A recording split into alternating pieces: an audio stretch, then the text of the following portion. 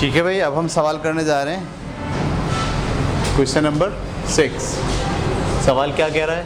If, अगर the points A B और सी, ये 3 पॉइंट हैं, एक पॉइंट है 3,1, एक पॉइंट है 9,1 और एक पॉइंट है 6,k। अजीब सा पॉइंट है, यानी उसका y कंपोनेंट पता नहीं है आपको। x कंपोनेंट तो पता है 6 है, लेकिन y में कितना जाना है ये नहीं पता। डिटरमाइन बताता है, अगर ये तीनों पॉइंट बताते हैं, डिटरमाइन का मतलब क्या होता है? बताता है, साबित करता है। एन इक्विलेटरल ट्राइंगल, ये तीनों पॉइंट किसी इक्विलेटरल ट्राइंगल के पॉइंट हैं। तो अब बताइए k की वैल्यू क्या होगी? इक्विलेटरल ट्राइंगल किसे कहते हैं? जिसकी तीनों साइड क्या हो? बराबर हो। ऐसा ही है। तो अगर मैं आपसे कहूँ ए बी का जो फासला होगा वही फासला किसके बराबर होगा? बी सी के बराबर होगा। और वही फासला किसके बराबर होगा? ए सी के बराबर होगा। सही है। तो इन इक्विलेटरल ट्राइंगल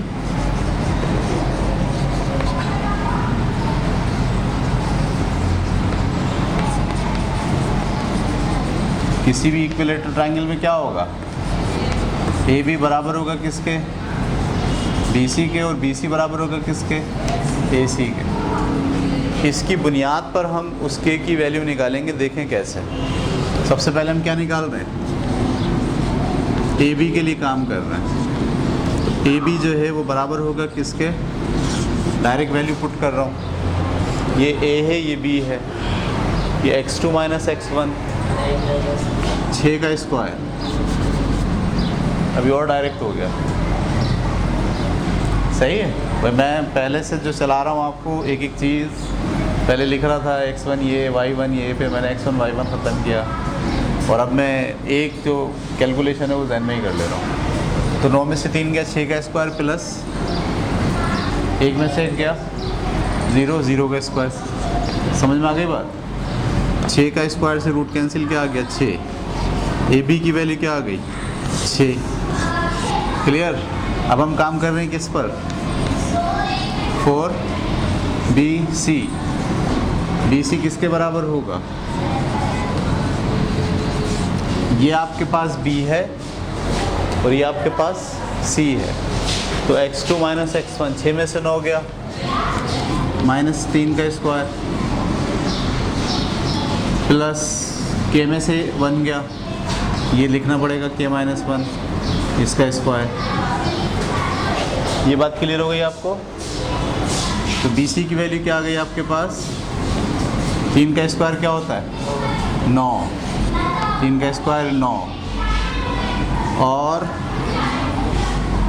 इसका मैंने फार्मूला खोल रहा हूँ मैं। इसका फार्मूला क्या खुलेगा? k² - 2k + 1 a - b का होल स्क्वायर का फार्मूला खोल दिया। तो ये क्या आ गया आपके पास? बी सी आ गया।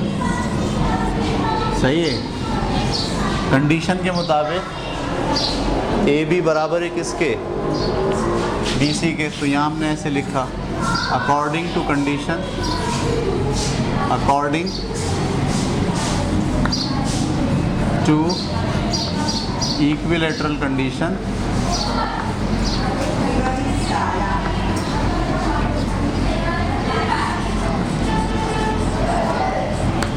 इक्विलेटरल कंडीशन के मुताबिक ए बी बराबर होगा किसके? बी सी के। तो मैंने ए बी की जगह क्या लिखा?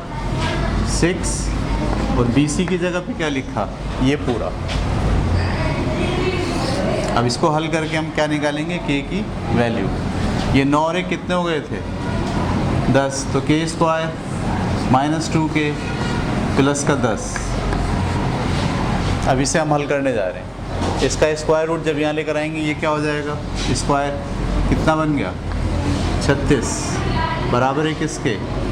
k² - 2k प्लस का 10। प्लस के 10 को यहाँ ले आओ, प्लस का 10 यहाँ के माइनस हो जाएगा, क्या बचेगा? 26। इज इक्वल टू के स्क्वायर माइनस 2k। 26 को वहाँ ले जाओ, के स्क्वायर माइनस 2k माइनस का 26 बराबर है किसके? 0 के। अब हम ये सोचें कि क्या माइनस 26 के फैक्टर बन सकते हैं कि 2 आए? नहीं बन सकते। असल में के की वैल्यू निकालनी है, क्वाड्रेटिक इक्वेशन आ गई है। क्या आ गई है? क्वाड्रेटिक इक्वेशन कैसे लगाते हैं आपको पता है ना, कल पढ़ा है आपने। इसका a किसके बराबर है? 1 के। इसका b किसके बराबर है? -2 के। इसका c किसके बराबर है? -26 के। तो आइए लगाते हैं। फार्मूला क्या होता है? k बराबर होगा किसके? माइनस का b plus minus under root b square minus का 4ac अपान 2a, ये फार्मूला है। तो k की जगह मैंने k लिखा, माइनस b की जगह क्या लिखूँगा? माइनस का 2, वो माइनस और ये माइनस क्या हो जाएगा? प्लस का 2। b का स्क्वायर यानी -2 का स्क्वायर माइनस 4a की जगह पे 1 और c की जगह पे माइनस का 26 डिवाइडेड बाय 2a। तो k की वैल्यू क्या आ गई? ये प्लस माइनस भी चल रहा है बीच में। 2 प्लस माइनस, ये 2 का स्क्वायर कितना होता है? 4 minus minus plus 26 Chowk 104 divided by 2a। तो k की वैल्यू क्या आ गई? 2 प्लस माइनस 104 और 104 और 4 108 डिवाइडेड बाय, ये a नहीं है 1 रखा था ना इसकी जगह, तो 1 रखने से क्या आ गया था? 2। 108 का स्क्वायर रूट क्या निकल सकता है?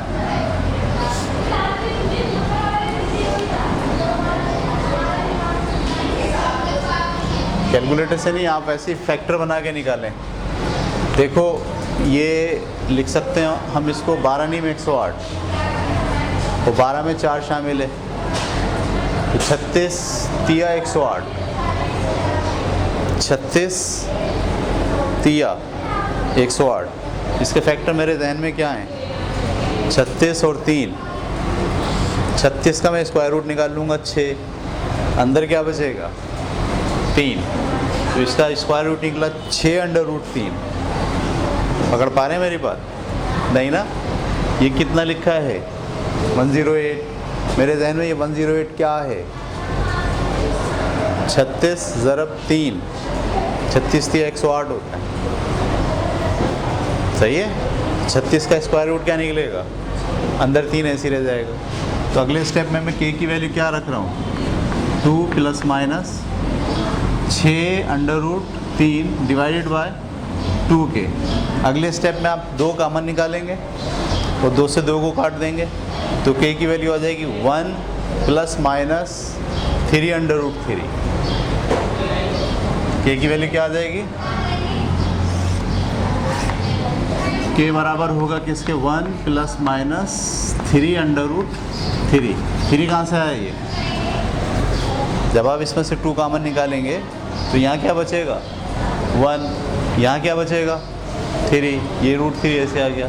जो 2 कॉमन निकालेंगे उस 2 से ये वाले 2 को कैंसिल कर देंगे। k की ये वैल्यूज़ अगर होंगी तो ये एक इक्विलेटरल ट्रायंगल बन जाएगी। उतारें। ठीक है भाई, तो अब हम कर रहे हैं 7वां सवाल। ये सवाल मैं आपको समझाऊंगा, करेंगे आप। सही है? और हमने तकरीबन 6 सवाल कर लिए। इससे पहले भी एक्सरसाइज की है जिसमें हमने डिस्टेंस फार्मूले को बहुत बार यूज़ किया है। क्या फार्मूला होता है? किसी भी चीज़ 2 पॉइंट के दरमियान डिस्टेंस बराबर होता है under root x2 minus x1 का होल स्क्वायर और y2 माइनस y1 का होल स्क्वायर प्लस कर। यहाँ लिखा है सवाल, शो दैट, साबित कीजिए, द पॉइंट्स, ये जो पॉइंट है p q r, ये एक स्केलियन ट्राइंगल के वर्टेक्सेस हैं, या स्केलियन ट्राइंगल के। स्केलियन ट्राइंगल किसे कहते हैं? जिसके तीनों साइड हैं मुख्तलिफ हों, ये अलग हो, ये अलग हो, वो अलग हो। ऐसे ट्राइंगल को क्या कहते हैं? अच्छा, ये वर्टेक्सिस क्या दिए हुए हैं? एक पी दिया हुआ है और एक आपको की दिया हुआ है और एक आपको आर दिया हुआ है। तो जो पी क्यू होगा वो बराबर नहीं होगा किसके? क्यू आर के। और जो क्यू आर होगा वो बराबर नहीं होगा किसके? पी क्यू के या पी आर के। ठीक है, यानी तीनों साइडें एक दूसरे के बराबर।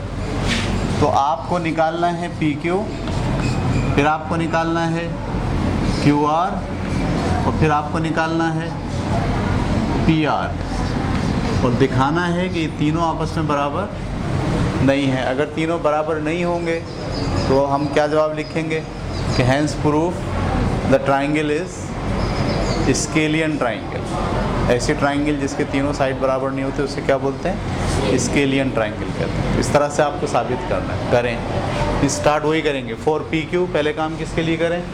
पी क्यू के लिए। फिर फॉर क्यू आर के लिए काम करें। फॉर पी आर के लिए काम करें और आखिर में ये दिखा दें कि तीनों बराबर नहीं है।